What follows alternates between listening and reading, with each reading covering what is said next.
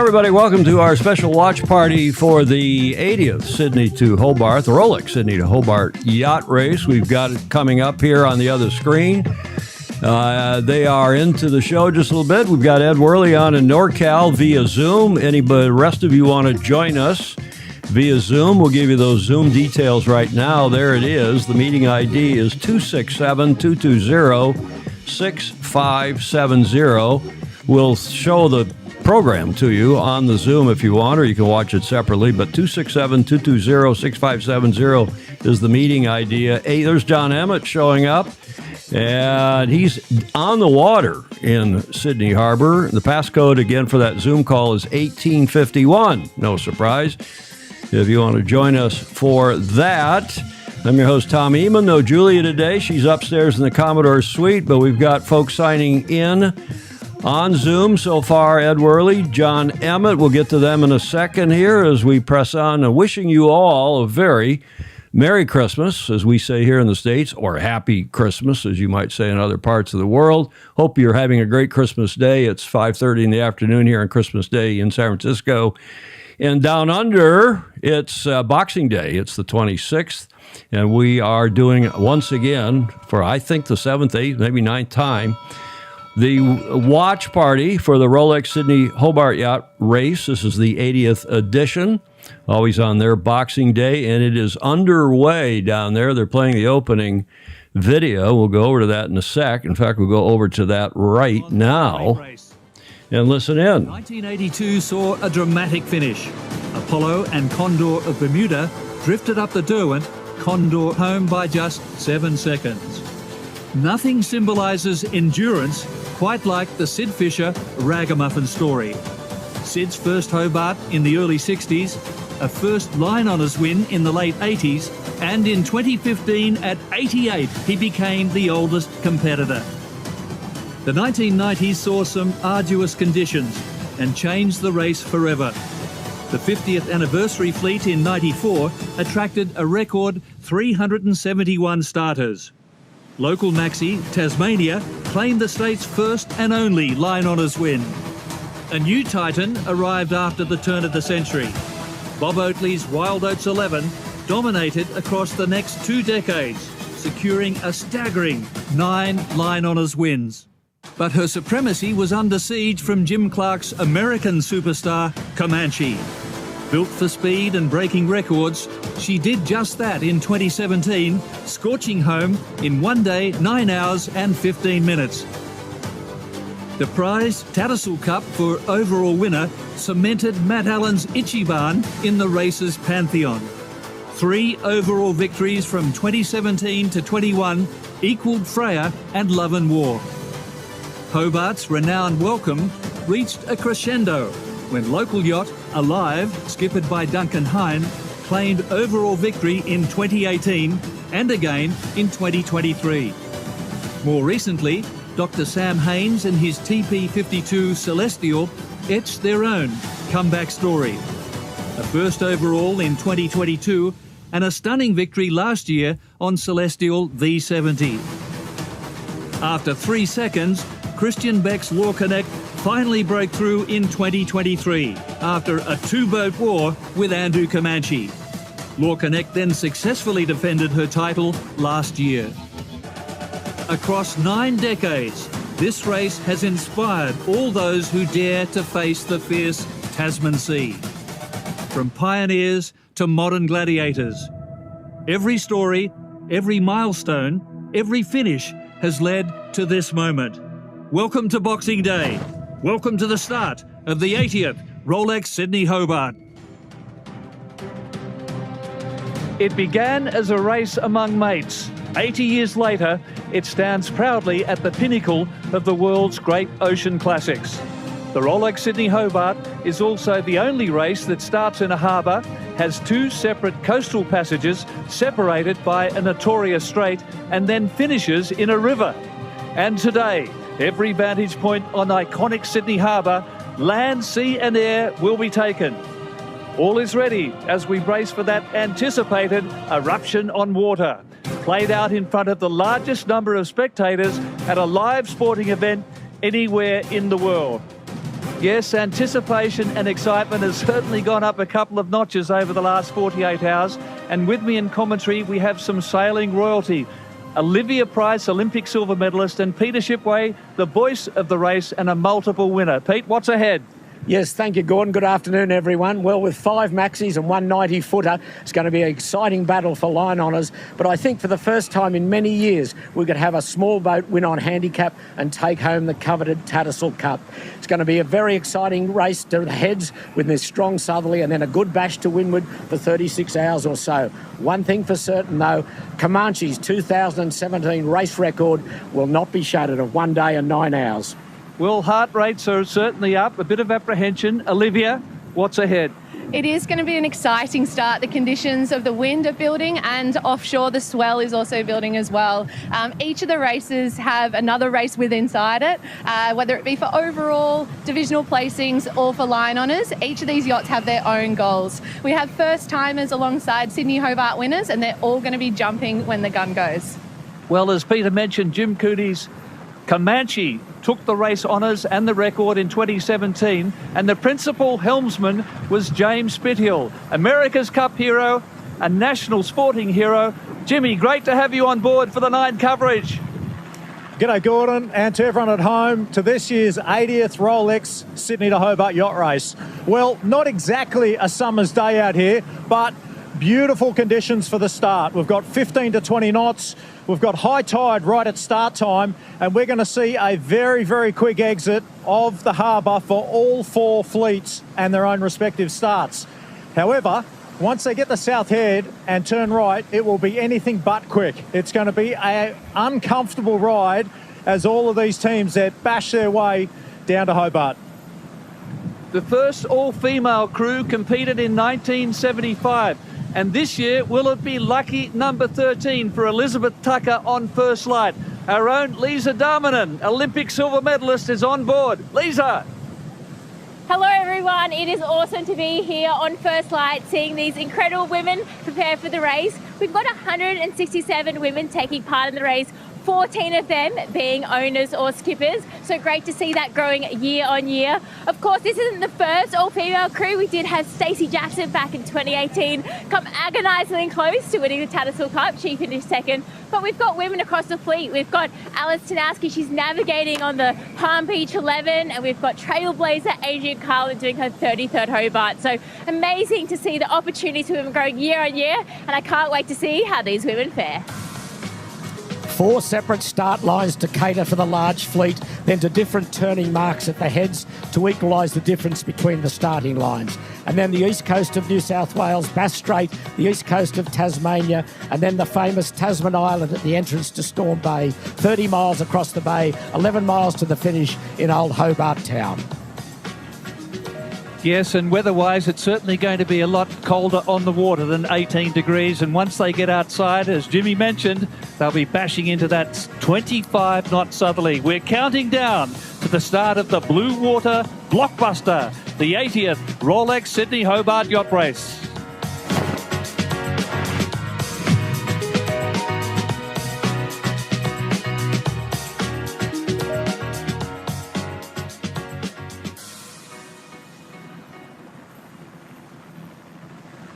Okay, they're going to be in commercial now for a minute or so, a couple minutes. Welcome, everybody, to our live stream, our watch party here on Sailing Illustrated. I'm Tom Eamon. As we said at the very top of the show, we've got a number of people in the Zoom. If you want to join the Zoom watch party and come on with some chat, some comments, please do. We got Captain Jack Schaefer, John Emmett, Ed Worley so far. John's out on the water in Sydney Harbor. Looks like Captain Jack's in his boat in Annapolis. Is that right, John? Offshore, but yeah. Offshore? How far offshore? Offshore of the East Coast here? Or are you down in the Caribbean? No, I'm about halfway across the Atlantic. Across the Atlantic? Where are you headed? Heading down to Antigua. Oh, so you are. You're down off the East Coast. Ed Worley, You're here in NorCal with me. And welcome to all of you. Anybody else wants to join on the Zoom, here is the Zoom meeting ID. We'll be taking live comments from those gentlemen and others. I think Claire Harrington may join on the Zoom. 267-220-6570 is the meeting ID. The passcode is 1851. We got a lot of folks in the chat as well. There is Stingray up in Seattle. Alan Long says, we're here. I don't know if he's in Texas or in Cleveland. Lance Burke here in the Bay Area has just got his power restored in Half Moon Bay down south of us. We've had a dodgy power situation here with the storms in NorCal this week. Commodore Harrington, Claire Harrington, good evening all and Merry Christmas. Peter McDonald down in Newport Beach. Happy Christmas, Tom et al. Peter Stevenson, a.k.a. Pedro Foiling Sailor, is down under in Sydney. He's back and forth from his daily duties as well as chipping in here. And Peter Rechenberg, also down in Australia. He's in Melbourne and Geelong. Happy holiday season to all the Fozy. Andrew Barkworth, good eye from Australia. A bit biased, but my favorite ocean race. I think it's a lot of people's favorite ocean race, Andrew. Strong south swell. Yeah, it looks like there could be a quick exit from the harbor. And then a strong southerly is the prediction, as you heard Jimmy and others talking there in that opening segment. Here they come back from the commercial. It's regarded as the Everest of ocean racing. 628 nautical miles of strategy, endurance, and the relentless Tasman Sea. Who will claim line honours in the 2025 Rolex Sydney Hobart?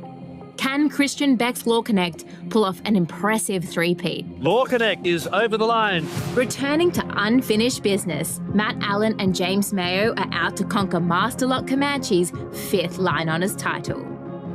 Back in Australian waters after a victory at the Rolex Middle Sea Race and a close second at the Rolex Fastnet Race, does SHK Scallywag 100 have what it takes to claim the silverware? Is Mark Richards set to revive the Oatley family legacy and claim a remarkable 10th line honours on the Silver Bullet, Palm Beach 11? Grant Warrington's Wild Thing 100 determined to finally hold its own against the big dogs with its new rig and pull off an impressive upset.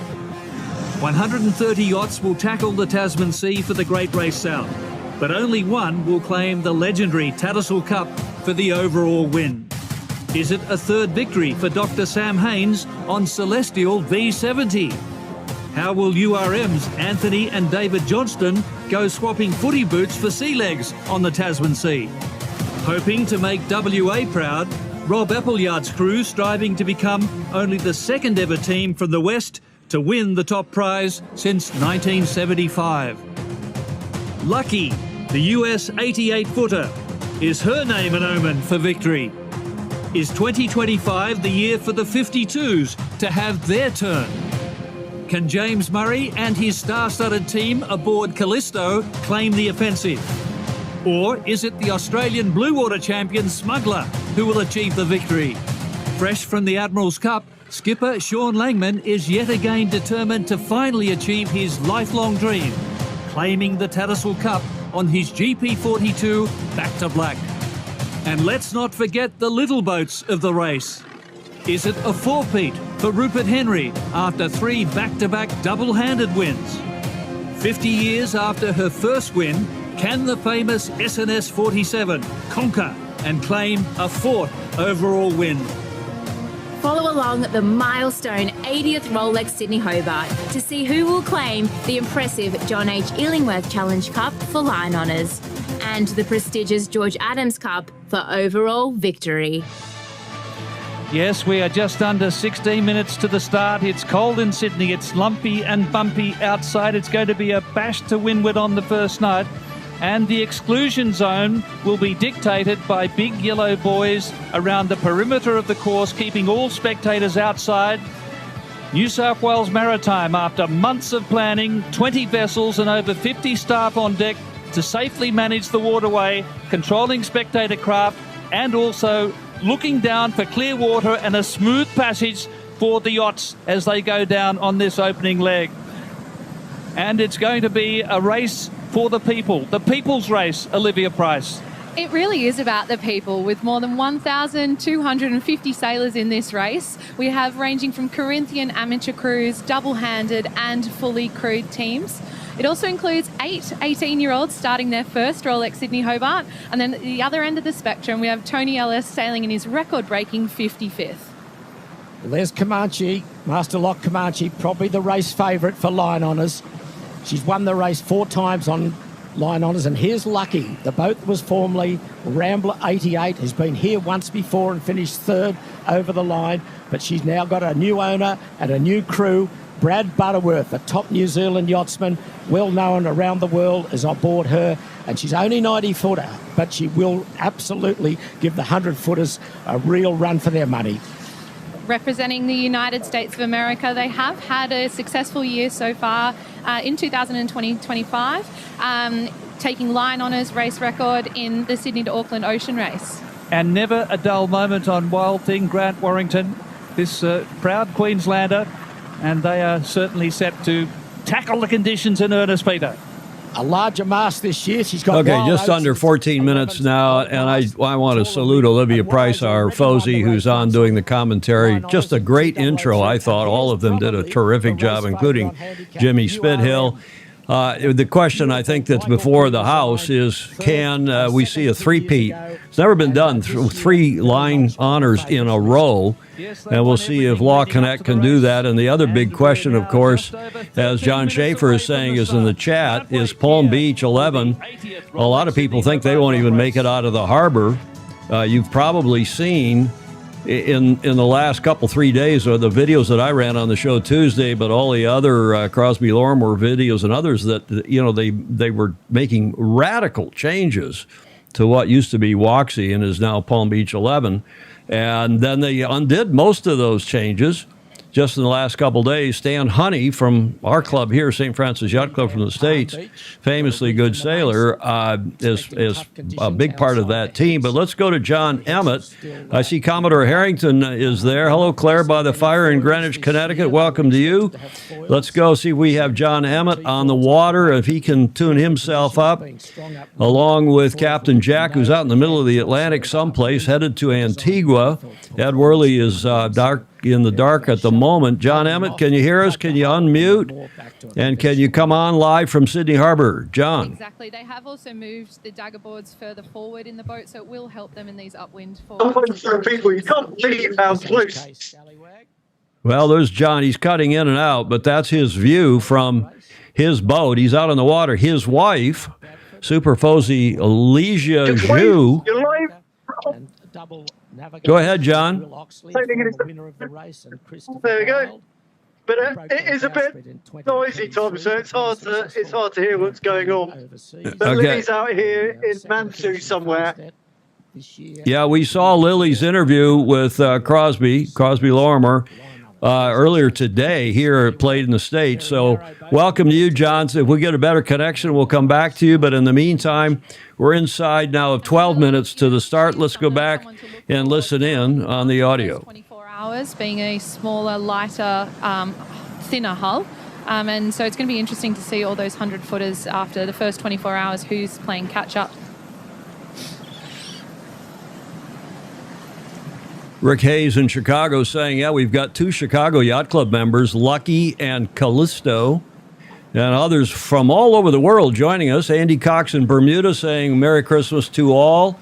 Looking forward to this race over the next couple days. By the way, those of you who normally tune in on Tuesdays and Fridays, we will be tomorrow live at our normal time, 1300 Pacific. And we will cover this, well, give you an update on this race tomorrow. They're not going to have broken any records, it doesn't look like, because of this big upwind southerly, the slog that's going to be facing them tonight after they get outside the heads. Let's go back to the show. Mark Bradford from North Sails comes aboard. Squark. They broke their bowsprit 2 years ago when they last in the Hobart race. And here's Law Connect. She has had a fabulous last 2 years in this Tell race. us in the chat, who's your favorite? Do you think that Law Connect can win 3 in a row on line honors? And do you think that Palm Beach will make it very far? How far? Torpedo, World Swimming Swimmer of the Year 4 times. The man who won 3 gold medals and 2 silver medals at the Sydney 2000 Games, on board with Christian Beck. Also on board is Christian Beck's 18-year-old son, Indy Beck, doing his first Rolex Sydney Hobart after a tough year for him, so he's excited to join his dad. Well, conditions now on the harbour. These boats are moored up under Nielsen Park, and they are getting a bit of a lead there. The 10-minute gun has just been fired by John Kirkjun, lifetime member of the Cruising Yacht Club of Australia, put in a remarkable amount of service for the club, and he's had the honour of firing a 10-minute gun. And here is Callisto. This boat will be highly favoured. Dean Barker on board. The America's Cup. Actually, no limit. I'm sorry, it is. Same colour hulls. David Goetz. So they were this boat was third in 2018 as Voodoo. Jim Bowby up here in Michigan, my home state, saying 3 Bayview Yacht Club members, Kellen McGee, Joe, and Nick Kurta are in the race. Shout out to them. John Schaefer predicting Celestial will win again. Commodore Haynes' boat. Everyone else will break. This is a Volvo 70 race, John Schaefer asserts. What do the rest of you think? Cruise and the boats. It's a matter of hanging together tonight to get through this first night. It's going to be pretty gnarly. It is, and in order to finish first you have to finish. So that's what a lot of these sailors will be keeping in mind, trying to prevent any breakages and making sure they don't lose distance to their fleets that they're competing against.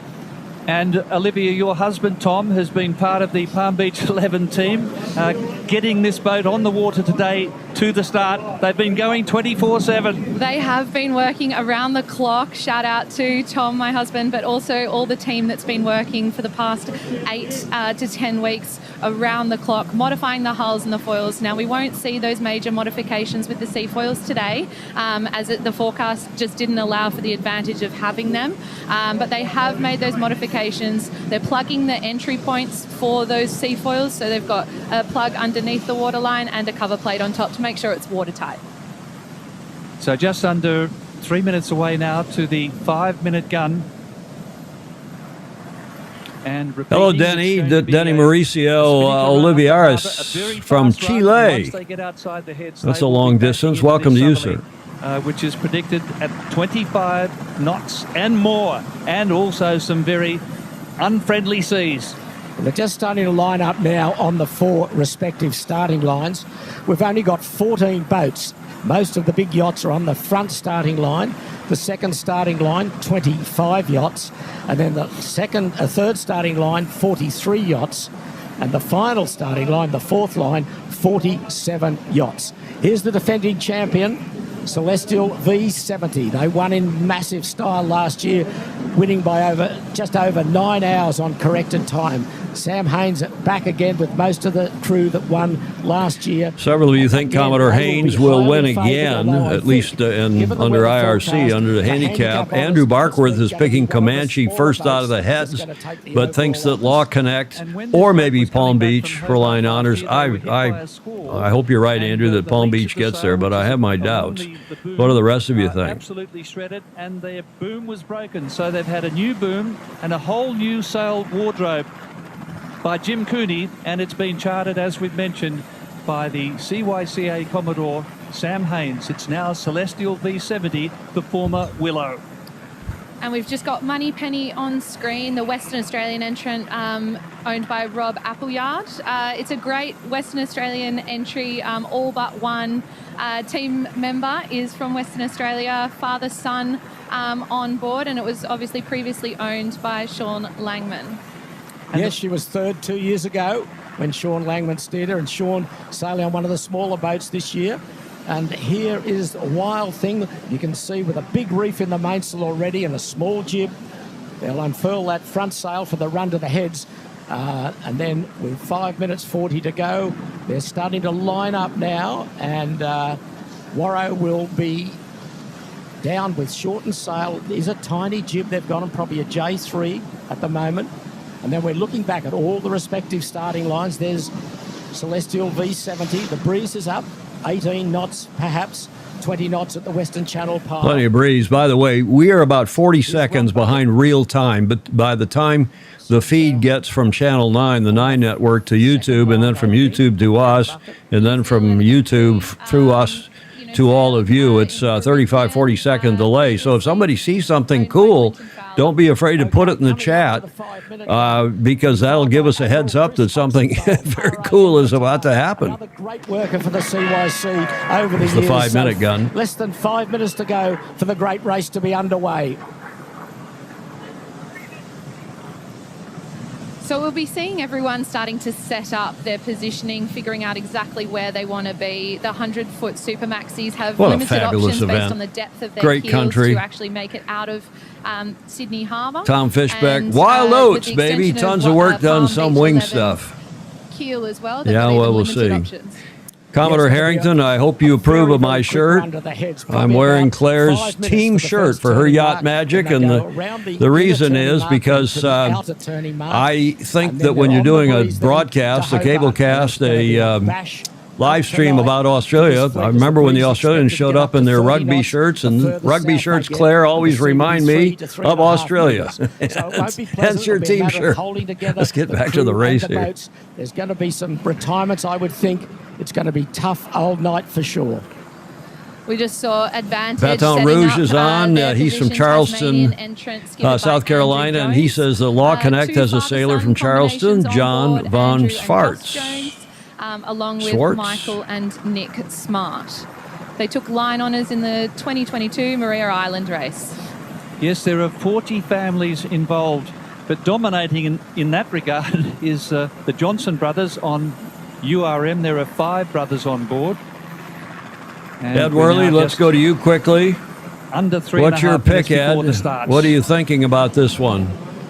Well, remember back in 2014, it was this boat as Wild Oats 11 taking on Comanche, making her debut in the Rolex Sydney. Ed, I got you back. Go ahead, Ed. What's your take on this quickly? Yeah, I think there's a lot of new mods have been put to a lot of boats. I think the boat that survives and doesn't break down is going to do very well. Who's your pick? I'm not sure. I'm not sure. It's sort of up in the air for me. Commodore, who's your pick? Commodore Harrington? Who do you think's going to win this? I don't know. Law Connect is, I think, strong. I'd like to see Lucky win, but I don't know if they're. Lucky's a New York Yacht Club. Brian Earhart is Brian Earhart. Brian Earhart's a good friend, so I'd like to see him do well. Okay, well, anybody else has a view? Put it in the chat, please. Only minimal number of boats on this first I think line. they need more 14. people on the race committee board. Would you like to be on the race committee for this sometime, Claire? I would, but that's a big crowd on that boat. I mean, I don't think there's any room for another person. Indeed. All Australian states are represented. 66 from New South Wales, 15 from Queensland and Victoria, 11 Anybody from have Tasmania, an 4 idea of the South Australia, participation and numbers? 4 I think from they're Western up this Australia. year, Rick Banner, And 50 in years terms of the ago, number of Rampage yachts. It's was the well Western over 100 Australian boat yachts. that won its If anybody's first got the overall participation victory numbers, can for put it in the Western chat. Australia. We'd appreciate First it. and 2 only time minutes Western Australia to the won start this here. race, Remember, they and all start at the same Queensland time. is the only There's Australian 4 state lines that are that separated won by a this few race hundred at meters. time. So there's a chance with 16 boats from Queensland. It's a chance for them in this race. But we're getting close now. assuming Minute that, 45 buoy right to there, start time. No almost general center screen recall. is one end of the Boats will, line. if they're It over is. the line, they'll be Or is that a alerted boundary? by radio, No, that's one maybe end of the alerted by line. Radio, Okay. 5 minutes after the start. So a general recall means that they won't call the whole fleet. Thanks, Jonathan Shore. 138 boats this year, which I believe is up for this 80th edition. And Olivia Price putting on your Olympic match racing cap. Take us through these moments now. Just over a minute to go. With just over a minute to go, we'll be setting up on that right-hand side where all the yachts are currently setting up, because they're going to be able to deploy their spinnakers and get the best angle out of the harbour. Now, you'd want to be careful not to be kept out by anyone. The boats closest to the bottom of the screen will have most of the right-of-way and have that decision-making point as to when to turn down and head across that start line. They're all stacked up on the western side, which means they want a better angle of attack to get down the harbour. With 40 seconds to go, the starting gun to be fired by Scott McAllister from Western Australia. On Rampage 50 years ago, Peter Packer's Rampage. There's Scotty getting ready to fire the gun. He was also a part of the Australia 2 winning America's Cup squad, a very famous Australian yachtsman. And what an honour for him to get this big fleet away and to be on the only Western Australian boat ever to have won this race. They are just putting bows up now, down towards the leeward end. There's a couple of boats, but they're stacked up towards the middle of the line at the moment with just 5 seconds to go. Law Connect deploys first. The gun goes, the smoke billows, and the 139 starters are heading for Hobart. the second oldest city in Australia. Tony Mutter's done it again on Law Connect. He's got the jump on Master Lock Comanche for this tight reach to the heads. Great start, Law Connect. Master Lock Comanche just to leeward of them. And here come these reaching sails. They're breaking out now. Pace is on. Lucky a good start there as well. There's Alethea, a big cruising 80-footer, but Law Connect going down towards the Western Channel Pile Line. Yeah, it's a long race, but Scallywag had a horrible start. And that's the third year in a row that Law Connect has got the jump on Master Lock Comanche. But the boat that's moving well is Lucky. Putting his bow down, he's further to the western side and will get a very good angle of attack to the turning mark. Lucky's able to sail a better angle to the wind, as you said, Peter, to be able to create faster speed. Just behind them is Moneypenny as well, had a great start. Palm Beach 100 in a great position as well to potentially take Master Lock Comanche's wind after they're stuck in Law Connect. So the boats furthest down the bottom of the screen are the boats that have the best, clearest wind to the exit. Yeah, well, Lucky's going to struggle here because as she puts the bow up, she's going to get the lee of Master Lock Comanche and Law Connect for sure. Let's go to Jimmy Spithill now, who's on the water watching this dogfight at the front of the fleet. Yeah, thanks, Gordon. Well, very impressive job from Tony Mutter and team on Law Connect, but it's still very tight. Lucky got a great start down on the western side. I was watching all the pre-start practice and all the boats are really favouring the western side because much more consistent wind and a better angle to this first turning mark. But right at the moment, it's between Lucky and Law Connect. Yeah, what Lucky's going to have a problem with the higher she gets up under Law Connect, whether she can get clear wind off Master Lock Comanche and off Law Connect as well. But it's tight, very tight for the run to the honours to be first out the heads. Lisa, what can you see on those lines further back? It looks like there's plenty going on. There is so much going on in the other start lines. It's so crowded. There was only 14 boats on the first start line. Here it's just, so close, so many boats. And, that lineup is so important. But what's really interesting about this start is everyone had to deploy that sail. So there was a few mistakes going on. But, I think just having a downward start is super fun for everybody. And, being able to get out that heads and then it's just going to be a full fight. But, yeah, it's all on out here with all these boats. And it's all Law Connect at the moment as they race towards the turning mark. It's a battle in four. Law Connect's got the inside running. Lucky, as she gets higher and higher, she's going to run out of a bit of a gas here, covered by the massive sails on both Master Lock and Law Connect. And coming up is Palm Beach 11. They're in the race, and down to leeward is SHK Scallywag. But we're down now, getting towards Camp Cove, past the Sound Pigs Reef, getting towards Inner South Reef. The breeze only about 15 to 18 knots here. It's a little bit protected by the headland south head. Master Lock Comanche was able to just surge through into Law Connect, but weren't able to get past them. So Law Connect again able to control everyone's speed. Their positioning from the start line gave them that edge as they move further out the harbour. Yeah, for the last few years, it's always been Law Connect to the first turning mark. She's got those honours, and Christian Beck loves that honour of being first out the heads. I was just about to say he loves the sponsorship that the Law Connect gives him, being first out of the heads, and I know they've had some pretty tight odds on there too. Well, he says he's the underdog, doesn't he, every year? But these conditions are certainly made for Law Connect, a great seaboat in the bash down the coast. He likes to think he's the underdog, but he's done pretty well as Hey, give us somebody in the chat. What's Law Connect? What kind of a business is that? I assume it's a law firm, but they must do more than just do legal work. What's Law Connect? Somebody can fill that in for us on the chat. Welcome to Christopher Gillingham, who says, good morning. It's 2:05 in the morning in the UK. Welcome, Chris. Start line, they were maybe 15 to 20 seconds late on that jump point. See Master Lock Comanche trying to put the bow down and get further to leeward of Law Connect. Law Connect going higher, but I think they'll be pretty much on the lay to this turning mark. Palm Beach 11 down to leeward. And that down right to leeward looks like, is that Moneypenny? But there's SHK Scallywag. URM's done a terrific job as well. They the 70-footer. They have. They deployed it at the right time. They were just to leeward of Law Connect, obviously being 30 feet longer. Law Connect got that extra jump, and we're approaching this turning mark. It's going to be exciting with Masterlock Comanche just surging through. Law Connect's going to have to sail a very tight rounding around that mark just to the right of the screen. And for the last 2 years, Peter, we've had a furling problem on Law Connect after they've been first round the mark. Well, they're going to be first round this time. Let's hope it's not 3 times unlucky, but they're starting to furl now, and they'll get those big reaching sails away as quick as they can. But it's Law Connect has got the honours to be first around the turning mark and first to reach out to sea to the next turning mark before they come hard on the wind. But as Olivia said, they've got a pretty tight turn here on Law Connect, but she can lock Masterlock Comanche out. Okay, they're around in just under 6 minutes. It's been rapid paced. It has. Masterlock trying to get up inside Law Connect there. I think Graham Taylor GT will try and be steering Masterlock Comanche. A bit slow. Ooh. Oh, it's a bit bouncy. You can see the waves already coming through the heads. Just getting that furling, that reaching sail down. Law Connect looks well settled. Third around is Lucky.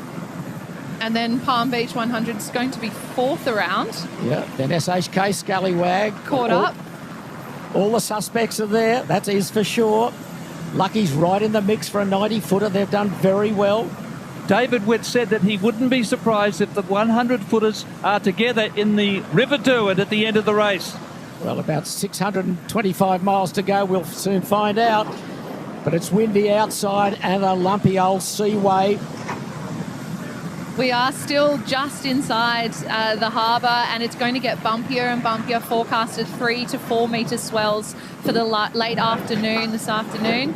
So everyone's going to be settling in and getting ready for this hard slog. Palm Beach 100 did a great job of pulling their furling sail down and putting it on the deck of the boat. Earlier we saw we saw Masterlock Comanche just struggling, not able to get their sails on enough, and it's still in the air. They're just starting to lower it now.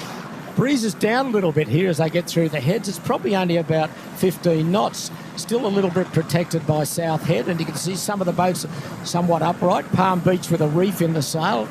They have got very, very upright. SHK Scallywag powering off to leeward, but at the moment there's about 8 boats already around the turning mark.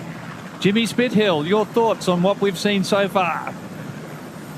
Well, we've seen all the big boats get round unscathed on the turning mark here, but there's been a little bit of a vacuum of wind behind South Head, and their boats are a little bit underpowered as they're just sort of bashing their way through this big swell in the heads.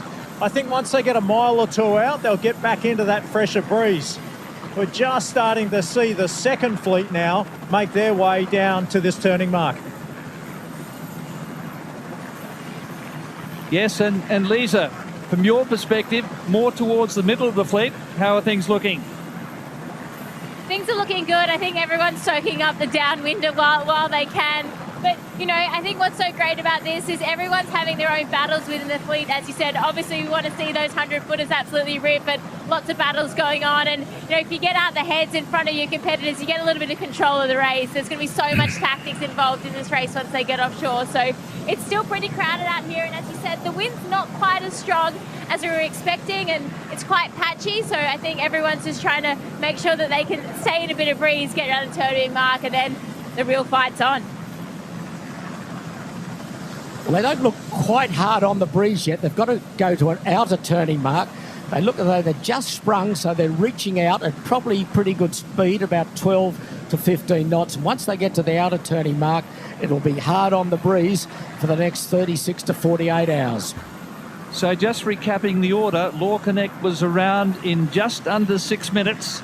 That's below or above the record of Masterlock Comanche of 4 minutes and 35 back in 2014. Masterlock Comanche second around, Lucky third from the United States, then Palm Beach 11 and Scallywag just behind. Wild Thing 100 in 6th place around the mark, followed by URM Group and No Limit. Those mini maxis keeping up with the 100-footers and keeping it in the mix. You can see what's happening here. These are the boats off the back starting lines, and they've run out a little bit of breeze because there's so many boats there that the breeze has been taken away. The boats down to leeward are really struggling. That's Vixen Racing, and they've got a bit of a problem at the moment. We could see at the start, just as we were chatting to Lisa, that they didn't have their spinnaker fully deployed. Something at the top was stuck. It looked like the sock was stuck, so they're having to make a change in their sail, and you can see them just dropping back a little bit further. Vixen Racing, obviously skippered by Sharon Ferris-Choate, and they're just dropping a little bit, which is unfortunate for them. That's the boat on the right-hand side with the pink stripes on the hull. Here come the back of the Andrew fleet Barkworth now, off the back. back If we get a starting shot of the leaders again, lines. you saw David David Witt well to leeward of the rest of the pack. Looked like he. There we go. You'll see Scallywag to the right of this frame, I believe. This shot. Here comes the tack already, or they're just hardening up around that mark. But Scallywag looked like they were going to leeward of that pack for clear air and maybe to go out, as Andrew was predicting, out more to sea rather than up the shore. Ed Vitrano gets the comment so far of the day. I see they invited Lisa Darmanin from the Sail GP announcing team, but assumed Stevie Morrison and Todd Harris weren't available. Law Connect has sailed a higher angle out of the mark to try and control this race. Here comes Claire's favorite boat, Lucky. Sail a lower angle but faster and see if they can sail a little bit further offshore, as we have Lucky rounding the outer mark in third. Juan Vila, the top world-class navigator on board, and Rodney Daniels going to break the record of 15 line honours victories. He currently holds the record with Steve Jarvin. He's going for number 15th as we watch Palm Beach 11. Great to see her back in this race. Without the foils, she's racing, but Mark Richards at the helm. And that's Andy Cox. It is a different sport when they're talking about helms and yacht racing and speed and knots and wind speed and knots. Fabulous stuff. Chasing Law Connect very hard with Lucky, the 88-footer, in third place. As they go to commercial.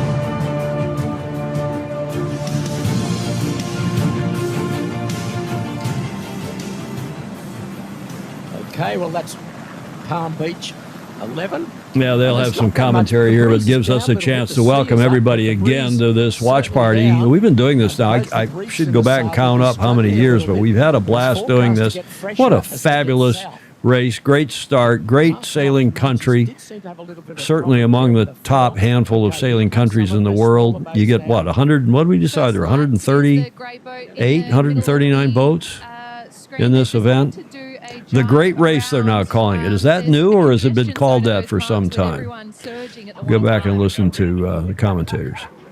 Well, Masterlock Comanche right in the gas of Law Connect there. They had to pull away to try, and they've still got a man in the bow, I think. They do. Trying to get that sail detached from the bow to get it down below, because they won't be needing that reaching sail for a long while. But you can see the further they get to sea, there's more white caps. It's a bumpy old seaway, that's for sure.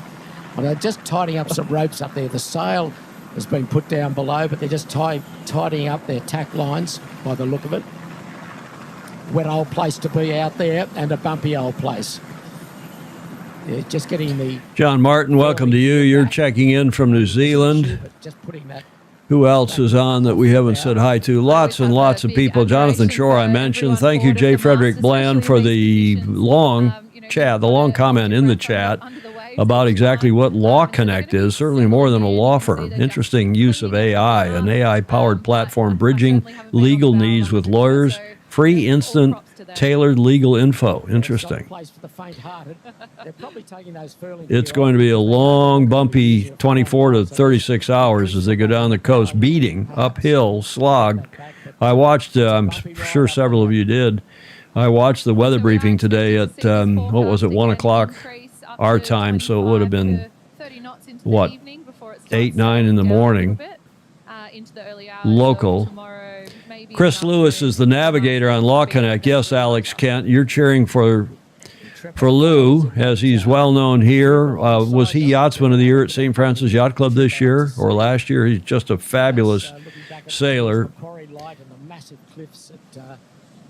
And this looks like, this, to me at least, tell me if I'm wrong, this looks like the race that we're going to see all the way to the finish between Comanche and Law Connect. Big congestion. A lot of them. Just got to keep your nose clear here. You wouldn't want any damage to suffer any damage. No, it Don't is take any risks. It is risk avoidance, isn't it? You know, the rules can be a little bit grey sometimes with the length of the boat. You do have to be an imaginary line. 3 lengths away from the mark is when the rules turn on and off, and that's where then, you know, some people get room to go around the mark and then others don't. So that's where the drawing line is. Mary Elizabeth 8839 is in Tasmania. Will be Nice to have you on. Comanche will stay down to leeward of Law Connect, or whether she will tack to clear her air. At the moment, I think she looks settled down now, Master Lock Comanche. She'll try and power her way through to leeward, and maybe she can live there. Maybe she can't, but at the moment, it's pretty equal.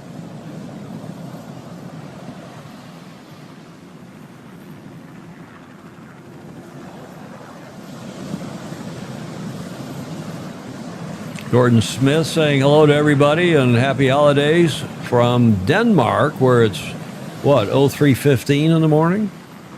Our European friends are up and at 'em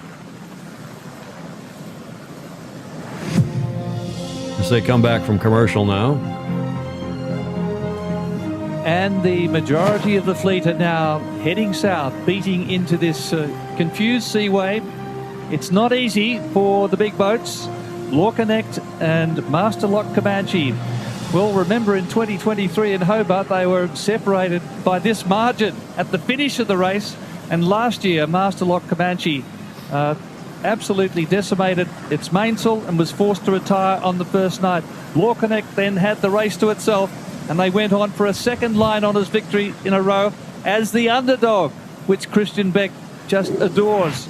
He said, this boat's got to make mistakes if we are to win again. But who would want to be in the bow of a 100-footer? Well, the bowman's just working on the furling gear there. He's probably rereeving the tack lines and perhaps bring the furler back, which he's doing now, just to lessen the weight in the bow. But it's not a place for the faint-hearted up there in this big seaway.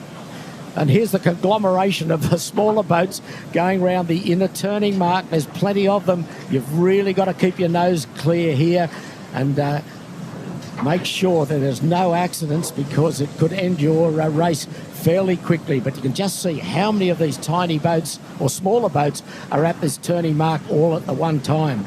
And as they do come in together, the congestion, there's also rules in play where they do have to have interpretations. There's a hard line, 3 boat lengths of the largest boat's length. That's where the rules turn on and off. And there's a famous boat that Peter Shipway sailed into the finishing line at Castray back in 1974 as the overall winner.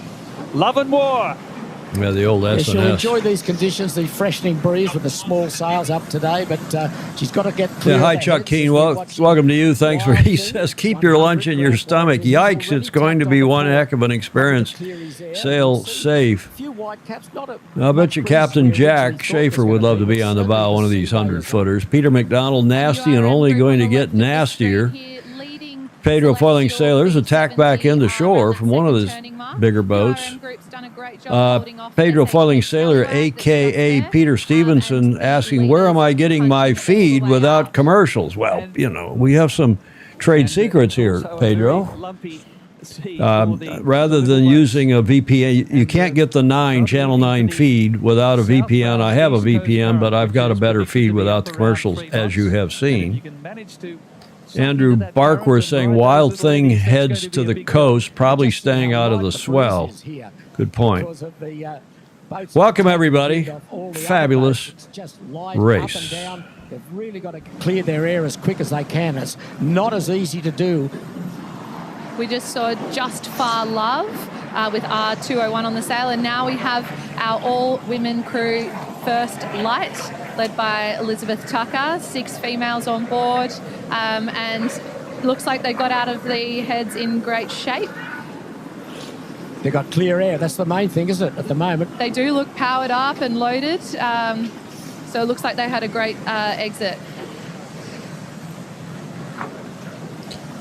Ocean sailing expeditions, that's where people actually pay to partake. They have 3 or 4 days of training.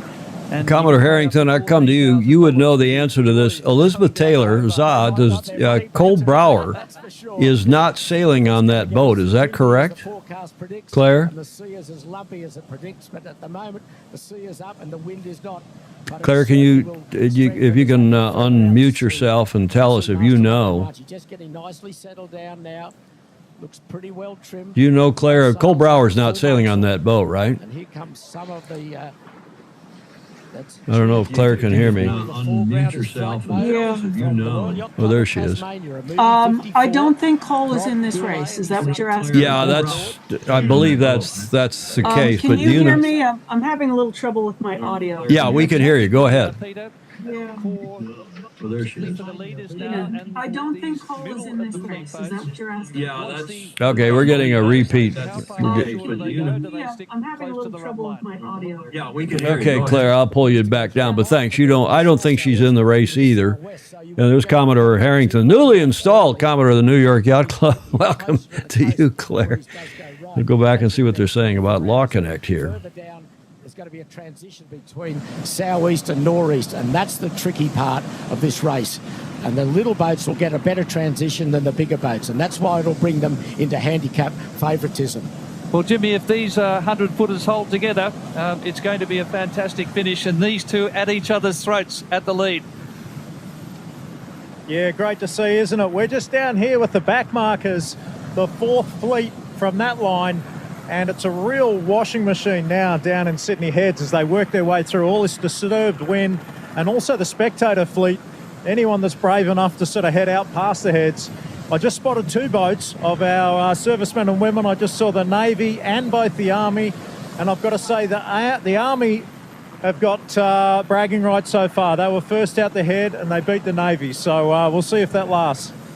Yeah, well, Happy Wanderer is the holder of the Ogden Cup, with their SAS, both past and present, on board.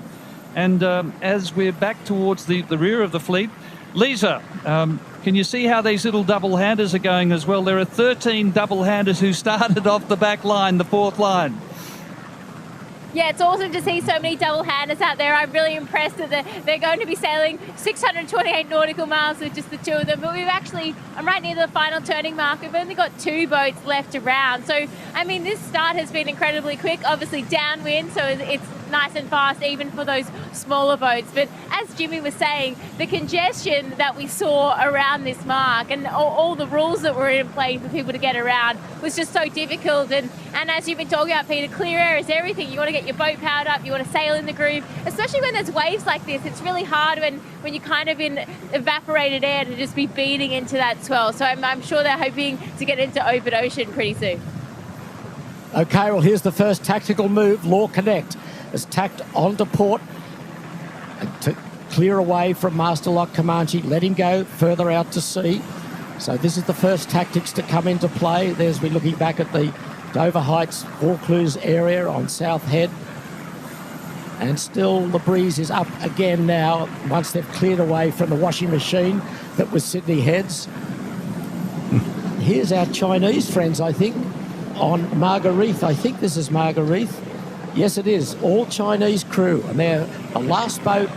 Rick Bannerow is saying in the chat that Cole Brower is sledding in Maine today. What a great thing to do on Christmas Day here in the States. And as the fleet now heads south, we're approaching Bondi, and 15 boats from the Cruising Yacht Club of Australia will be dropping petals overboard as a tribute to the victims of the Bondi massacre, that tragedy on the 14th of December. So 15 of the CYCA's boats, including Celestial V70, skippered by the Commodore of the Cruising Yacht Club, Sam Haynes, and Peter Shipway, your daughter, Grace, on Love and War, will be dropping petals overboard as a tribute on that day that changed Australia forever.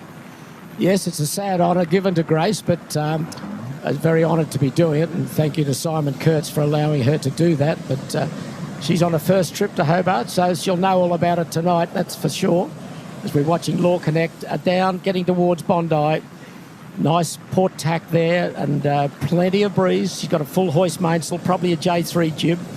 And there's the famous Bondi in the background.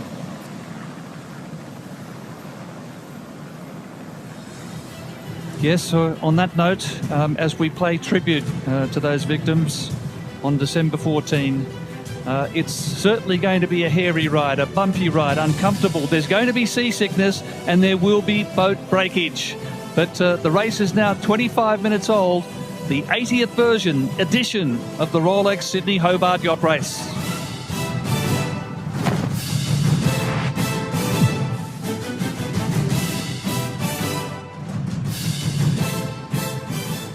Yeah, okay, so they're back in commercial now, and I see John Emmett is in the chat. John's out on the water, was in Sydney Harbor. I believe he still is. There's Barbados on edge as we watch these ocean giants. Great coverage. Gung Ho Adventures 871. Welcome to you, Larry Kennedy in New York.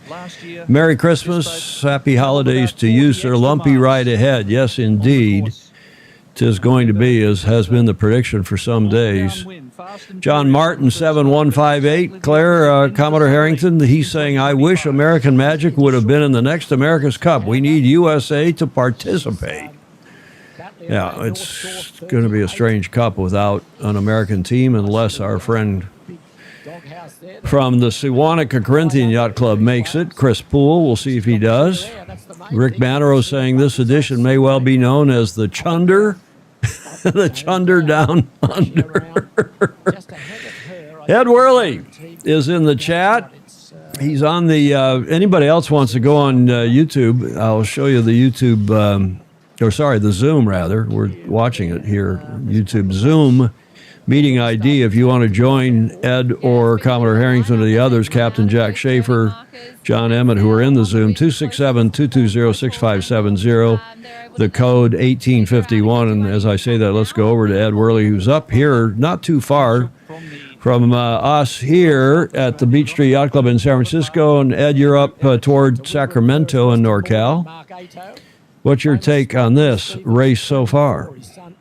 Well, it looks very cool. I mean, they're spreading out and getting some room to maneuver, and it'd be interesting to see the relative boat speeds and knots from each of the different yachts and what they're doing. What's your prediction? Well, Scallywag seems to be doing pretty well, but Law Connect, I mean, they're doing good. I don't know enough about a lot of the boats to know the personalities of the crews. So, well, I think Law Connect is certainly in the hunt, and they have been every year for the last X many years and won the last two, as you all know, first to finish, line honors. Can they do a three in a row? It's never been done before. Never been done, but we'll see. Ed, thank you for joining us. Let's go back to Lisa Darmanin. Being congested, you're not able to, you're already losing minutes. In this race, it really is about those seconds, minutes. What's your take on this race? Troubadour. Yes, Todd McHenry from the Royal Queensland Yacht Squadron. And remember, there are 15 entries from Queensland this year, 15 also from Victoria, and 16 international entries for the 80th edition. Safe and reliable yacht that will be making its way, including McHenry family members as well. More families in this race than we've seen in the recent ones. Yes, Troubadours, Lindsay or Lincoln McHenry, formerly from California, now, as we mentioned, Queensland, and Marley. The son is the navigator, and Samantha, the daughter, is also on board. The race now, nearly 29 minutes old, repeating. It was Law Connect for the third year in a row, getting first to the turning mark ahead of Masterlock Comanche.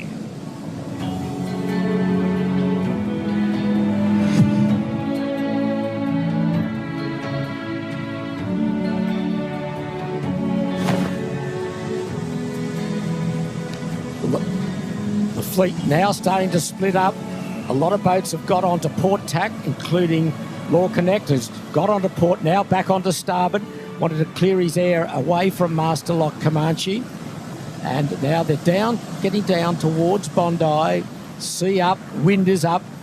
And it's not going to get any more pleasant as they get further south. There's Tony Mutter at the helm, and behind him Chris Nicholson, that outstanding Australian yachtsman, two-time Australian Yachtsman of the Year, just having a look around. He'd be doing the tactics aboard Law Connect for Christian Beck. He doesn't like the bumpy weather, though. Well, seasickness is a problem. Well, I don't know what he's going to do about that, but there's the gap. Well, there's the distance between the two of them as they approach on an intersection. Master Lock Comanche's now got onto port, is coming back to intersect with Law Connect, and in the background we have Lucky still standing out to sea on a long starboard tack. We could really see this happen all throughout the night as they're trying to get the jump on each other, especially Master Lock Comanche and Law Connect. But Lucky, the 90-footer, holding in there just to be able to continue going, still ahead of the other 200-footers at this point in time. And also, Olivia, this is the second of 3 legs for the new Southern Cross Series, which is designed to attract international boats. And it's going to finish after this race, starting in February, with the Trans-Tasman, the inaugural CYCA Trans-Tasman race from Sydney to Auckland.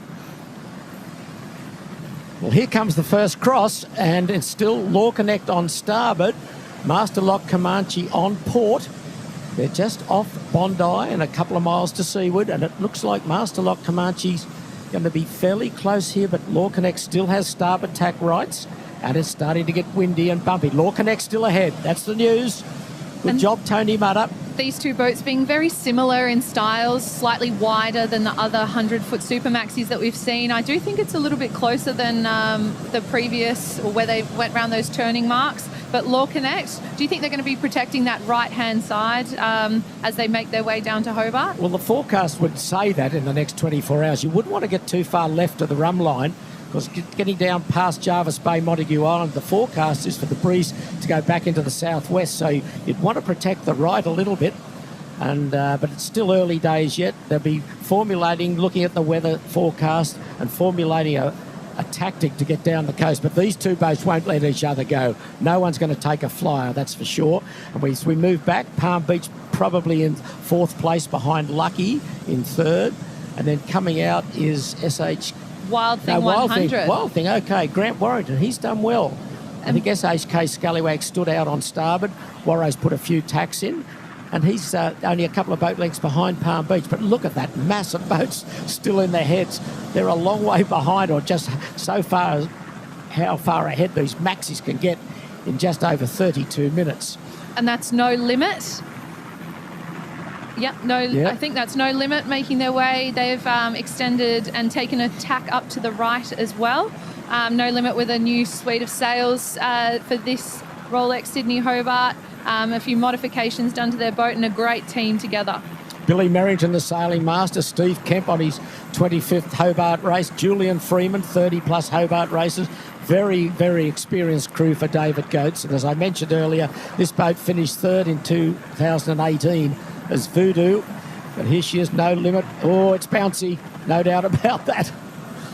Tony Ellis was on board No Limit for his 52nd Sydney Hobart, but he's on board Midnight Rambler this year for his 55th, which is the record.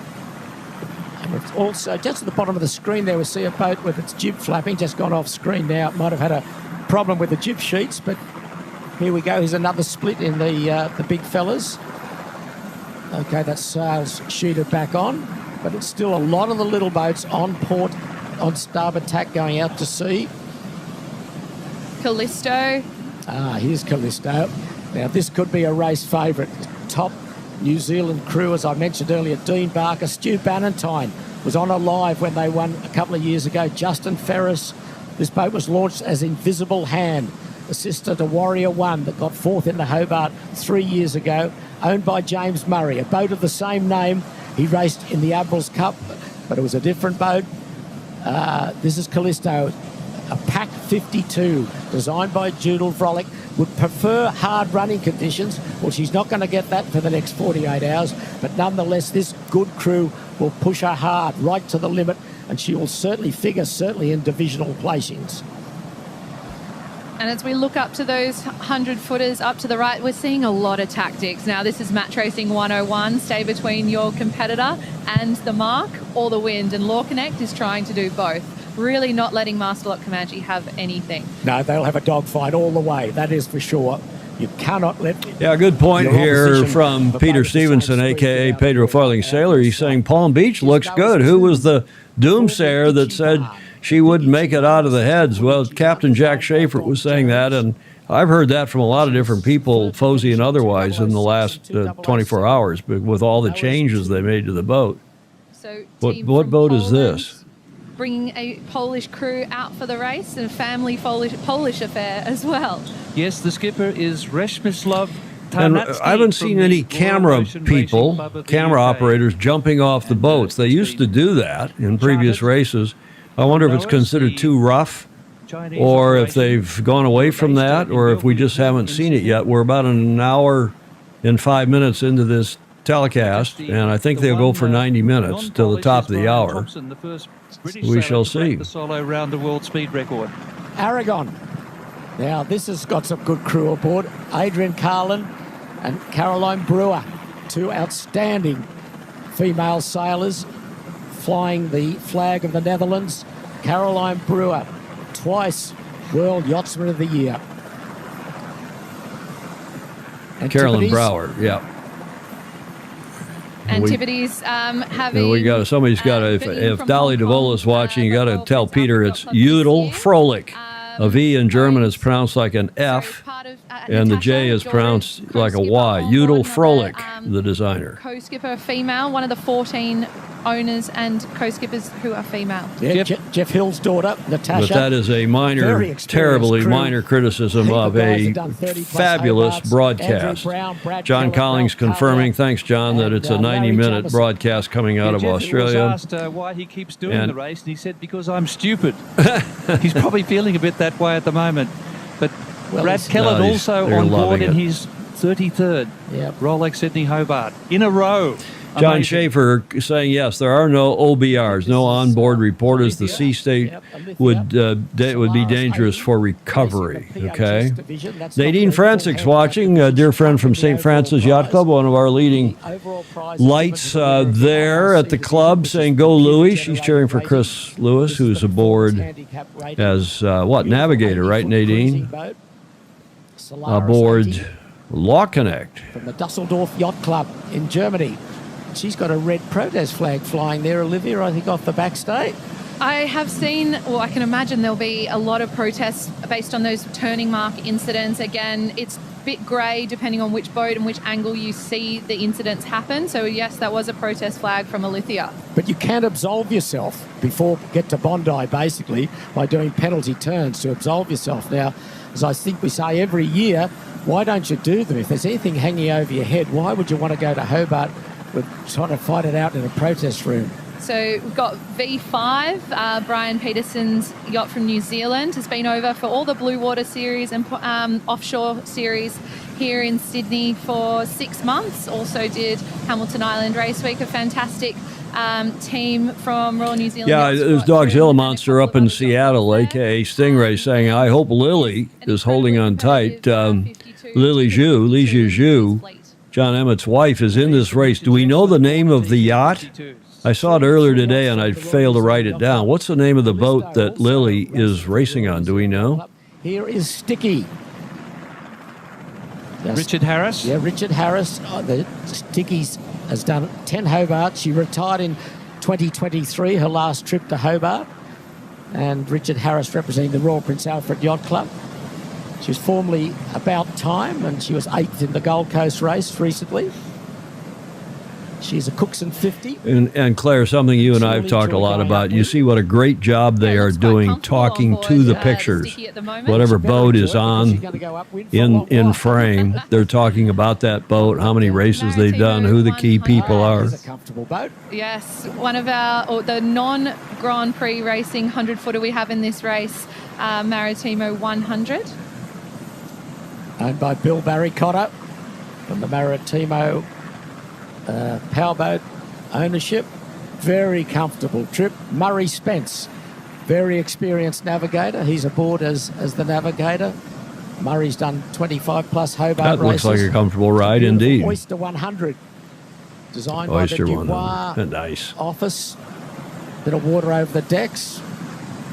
And probably upsetting the bake dinner, I think, that they probably had ready for dinner, but they'll be bumping along. Give us a wave. There's Bill at the back. Murray Spence there. Very comfortable and dry at the moment. That's a proper yacht. They probably have wine pairings with their courses of their dinner tonight. That's what we do on It's Okay when we race to Ensenada. Obviously a bumpy ride. And you can see the fleet starting to spread out now 40 minutes after the start of the Rolex Sydney Hobart. One of the prettiest boats in the fleet, Oroton Drumfire. Now they'll be having a roast dinner and watching the cricket, I'm sure. But it's an incredibly beautiful boat. It, obviously part of the the Cruiser Racer division that's new this year in the Rolex Sydney Hobart. Have a few females, Katie McDonald, Yvette Heritage on board. Brandon Byink is again back, Philip Neal, sailing manager. It's just such a beautiful boat as they wave goodbye. A quick overview of the forecast, Gordon, looking ahead. The breeze due to go to 25 knots, gusting 30 as they get further south. There's a strong wind warning for Illawarra coastal waters. That's basically from Botany Bay south to almost Montague Island. And then south of Montague Island, the breeze, as I said earlier, forecast to move back to the right, to the south-southwest, 25 knots to 27 knots, and then easing. And then overnight, the breeze still around about 25 knots. And for the big fellas, as they get into Bass Strait, still headwinds, but then there's going to be a transition that might bring the little boats home in a nor'easter while the big boats are still plunging away into a southerly. And that's why I feel that it might become a little boat race on handicap. That's what Peter Shipway was just talking, what he said at the top of the show. He thinks when the breeze does switch, as it's predicted to do out of the north, and give a downhill ride later in the race for the smaller, slower boats. We'll see if that happens. But yeah, Damien Craig, welcome to you. It is going to be a long slog. It's going to be a long night, actually a long 24 to 36 hours, I think was the prediction for this southerly to hold. Mary Longpre's on. Lumpy, bumpy race so far. Bless you all. I will be seeing and shooting. She's a great photographer, dear friend from Balboa Yacht Club. Saw her over the weekend, last weekend, when I was down south, and she's saying I'll be shooting many of these yachts later in January when they return from Hobart to Geelong for the Festival of Sail in Melbourne, the 24th through the 28th of January. It's Law Connected, Masterlock Comanche battling it out at the head of the fleet, and it's a real bash for the rest as we head down the New South Wales coast. You're watching the 80th edition of the Rolex Sydney Hobart Yacht Race. What great coverage. All of you in Australia should be. I'm sure you are super proud of this, and anybody connected with our beloved sport. So nice to cover these races, to have these watch parties. Thank you to all of you for joining us. They will chat during the commercial. They're in commercial break now, obviously, but it's nice that the commentators keep going.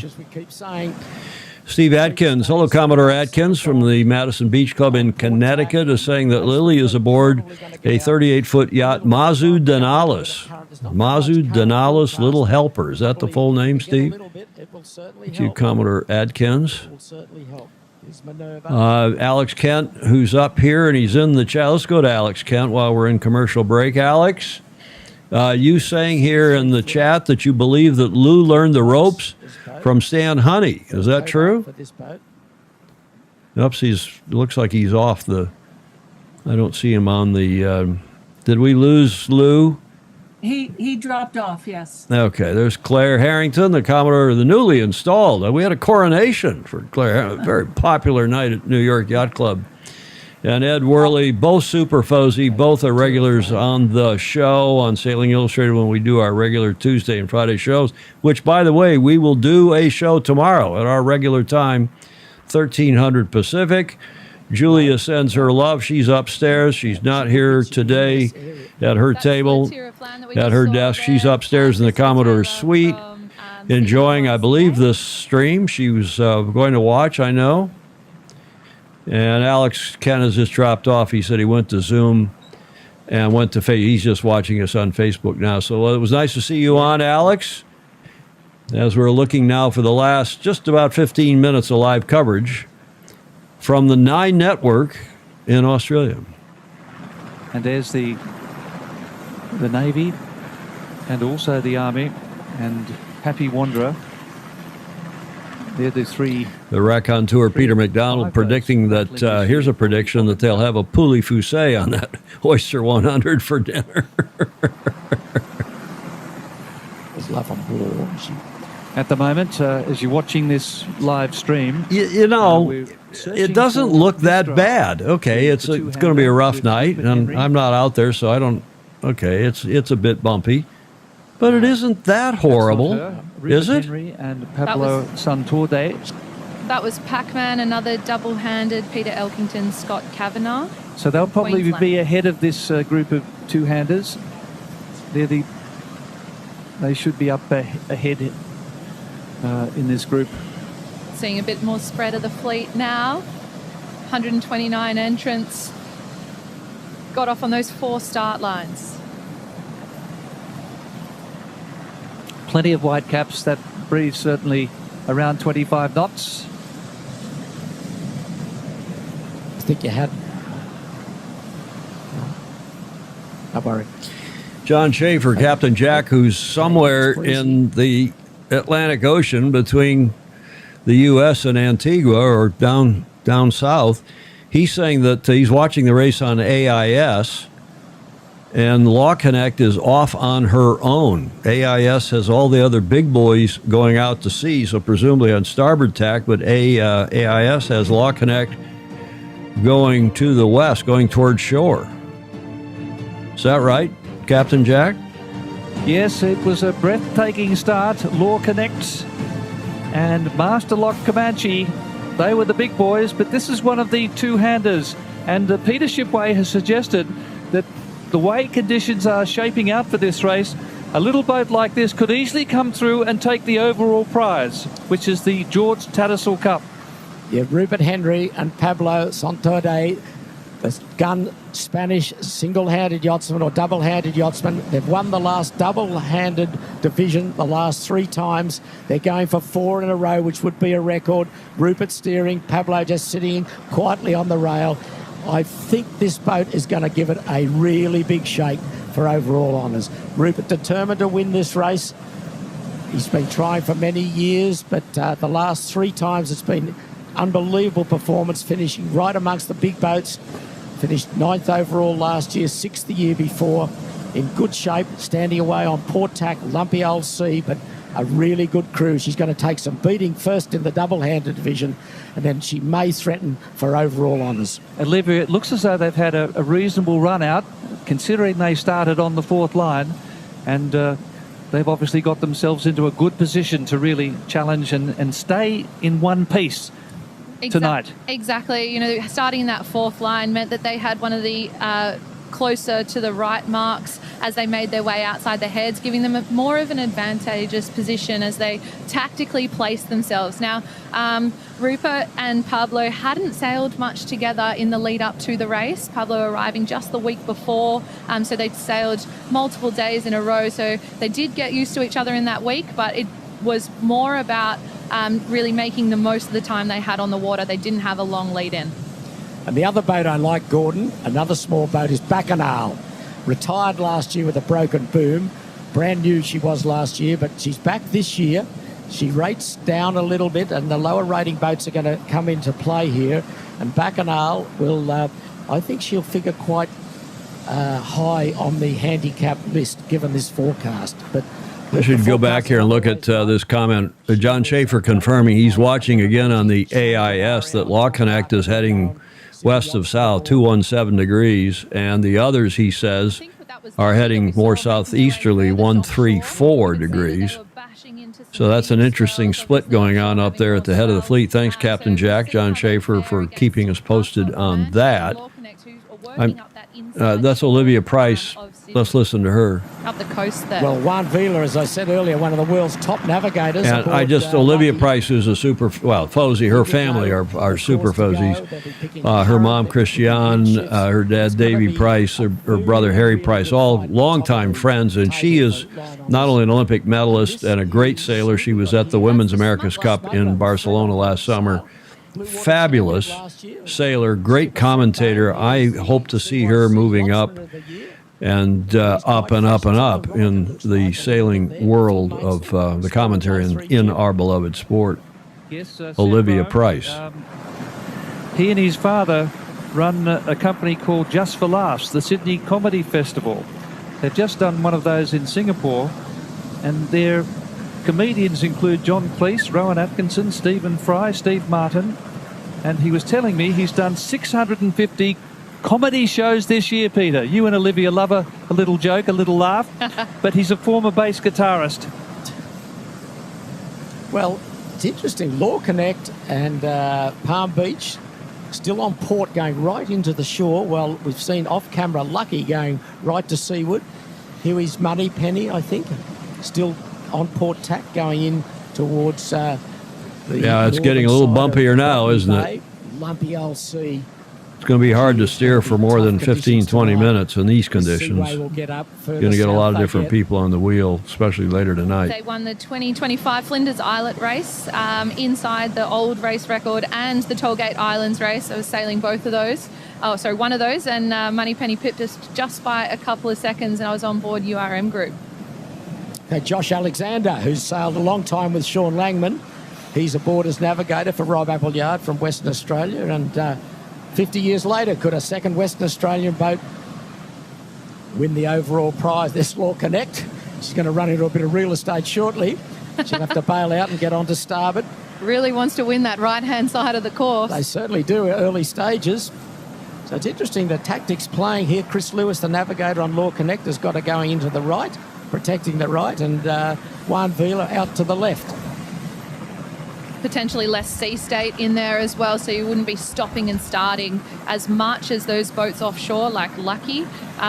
We can see that they'll be setting up to tack shortly, but then Masterlock Comanche will have to make a decision as to whether they go even further or consolidate and see what happens next. Well, those were tactics that proved successful for Blackjack when it finally broke through back in 2021. The boats are getting well down the coast, even though they're on the breeze. They're still making very good progress, but as I said in the opener, no chance of the record of 1 day, 9 hours that Comanche set in 2017. The weather models have these boats arriving about 24 hours later in about 2 days, 9 hours. As Palm Beach dropped a little bit back, she wouldn't be liking these conditions compared to Law Connect or Masterlock Comanche. A narrow boat. Prefers to go downwind, and you can see a reef in the mainsail. So they've just got to try and hang in there and wait till the breeze perhaps gets round to the east or northeast and try and make up time there. But at the moment, they're handing out a fairly good lead to Law Connect and Masterlock Comanche. It is going to be a hold in and try and not lose much for these Palm Beach 100 this Palm Beach 100 team. They've only done 3 days of sailing in the new configuration of that hull. They're still learning more about the boat as those modifications. They move those stagger boards forward. They're longer keel and a lighter bulb. So the righting moment is slightly different, and power control. So again, just experience for them going into the future. The Cruising Yacht Club of Australia is the host club. It's open 7 days a week, and that's where all the action was this morning as families farewelled their loved ones. And of course the finishing club is the Royal Yacht Club of Tasmania, with over 260 volunteers working round the clock to make sure everyone gets that great hospitality in Hobart, which they're renowned for. Well, we're looking at the Line Honours champion. She won the last 2 years and also again in 2016. And at the moment, she's just got a bow in front ahead of Masterlock Comanche with about 615 miles to go. So 2 days, just over 2 days' time, we'll have a clear indication who's going to take the Illingworth Cup for first to finish honours. But she looks pretty comfortable there. Nice motion through the seaway, big wide boat. And here's Masterlock Comanche. She's going to seaward on starboard tack. And I think further to the right, we had another boat. Was that Lucky, I think? Yeah, Lucky's still going to sea. I don't think Lucky's tacked yet. No, they've kept going on starboard majority of the time. So they'll be in more sea state, and that's why it looked like they were closer to Master Lock Comanche. But it seems like Master Lock Comanche had to kind of concede a little bit of positioning here to Law Connect, who was just not going to let them get to the right of them at all.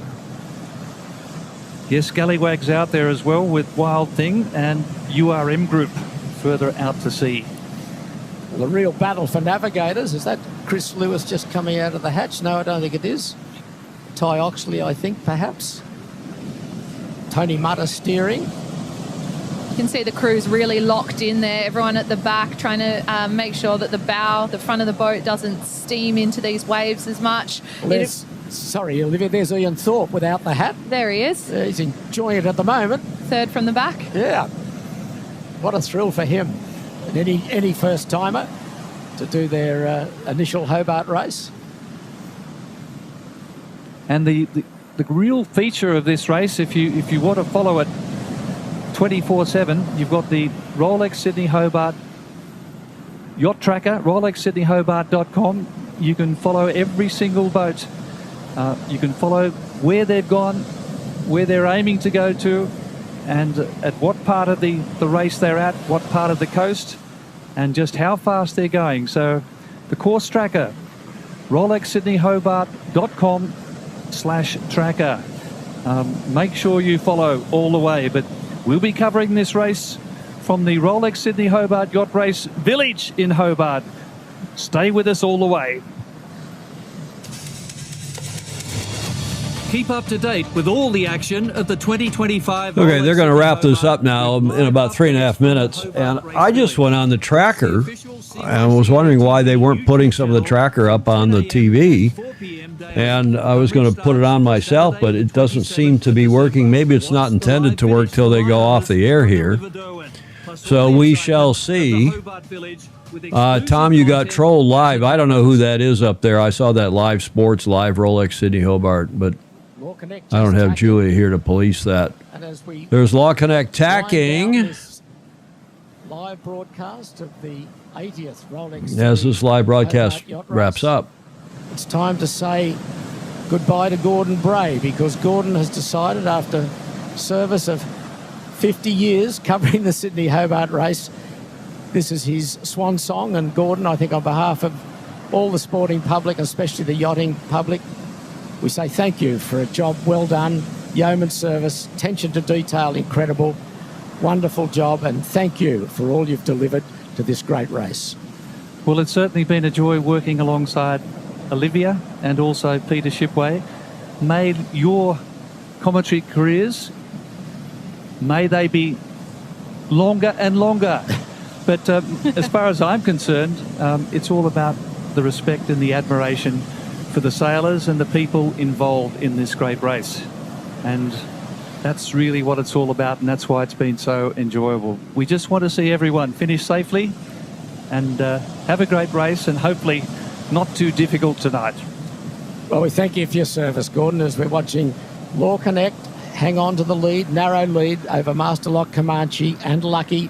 They're down just north of Botany Bay on a starboard tack off to seaward now.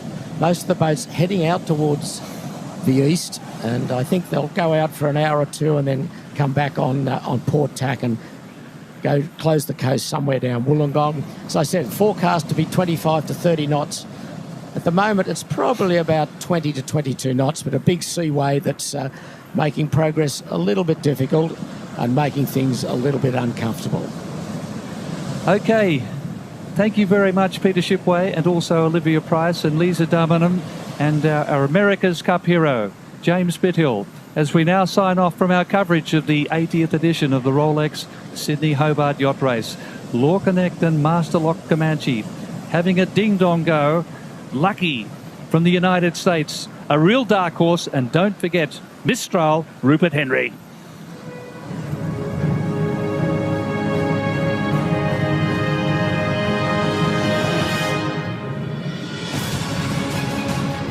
fantastic stuff. Great stuff. There's the race. They did have a few people on there, Claire, on that race committee boat, didn't they?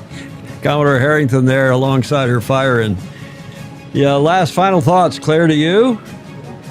Yeah, this is what a great event. What a great race. very exciting to see all those boats. Very competitive and willing to be out there and make the effort to put those crews together and modify those boats. And this is a serious race. I really appreciate this so much. Well, the pack, the Transpac, the Bermuda race, the Fastnet race, the Caribbean 600, some of the other great races we've talked about and we cover on the show. Commodore Harrington, thank you for joining us today, and the others, Ed Worley, John Emmett, and the others who joined, Alex Ken, who joined us in the chat as they have wound down now. It's just the top of the hour here in San Francisco. And in Sydney now, it's 2 p.m. Friday. Thank you all for joining us. We will be live again tomorrow and do our regular, well, not the watch party. That's what we've been doing today on Thursday, our Thursday, the 25th. But tomorrow, we will be going live at our regular time at 1300 Pacific and do our show. And it'll be basically what's the latest going on in this race? Probably a short show. We'll have a look, see what's going on tomorrow at 1300 Pacific. Hope you can join us for that. Comments are welcome in this. We'll leave this up if you're watching it in replay, and we'll welcome your comments as well. Thank you very much for joining us. Thank you for your support via Patreon to all of you who do support us, because this is viewer-supported media. It helps keep our equipment, helps keep our streaming fees paid, and allows us to do this show. Closing in on show number 900. It's hard to believe. Hard to believe, Commodore. We're closing in on show number 900. Mary Elizabeth is cheering for Palm Beach. Thierry de Jong, presumably down in SoCal. Thanks, Tom and the Fozy. Merry Christmas to all. Christopher Gillingham, who's been up in the middle of his night. It's 0300 at his home in Leamington. Superb coverage of the start. And yes, we really enjoy hosting this show. And I just want to say thanks very much to the Cruising Yacht Club of Australia, who make it possible, give us permission to do this each year. And of course, we take the feed from the 9 network via YouTube and otherwise, other feeds, so we can do it without the commercials. Thanks to all of them. And tomorrow, our show number 895, as we just mentioned, Friday the 26th at 1300 Pacific, which is 2100 UTC. We hope you will join us live for that show, or watch it in replay as usual. In the meantime, have a great night. If you're just wrapping up your Christmas here on the West Coast, or maybe in Hawaii even, have a great rest of your Christmas. Have a great Boxing Day if you're down under. Hope to see you tomorrow. In the meantime, sail fast, sail safe, and have fun. Ciao for now.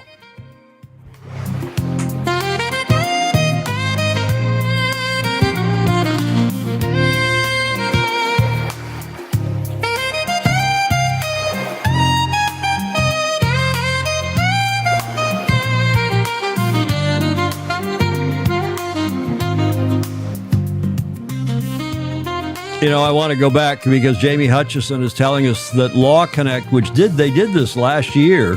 They've got a live feed, a YouTube feed from Law Connect, and go have a look at that. I watched a fair bit of that last year, and hope you'll do the same. Ciao.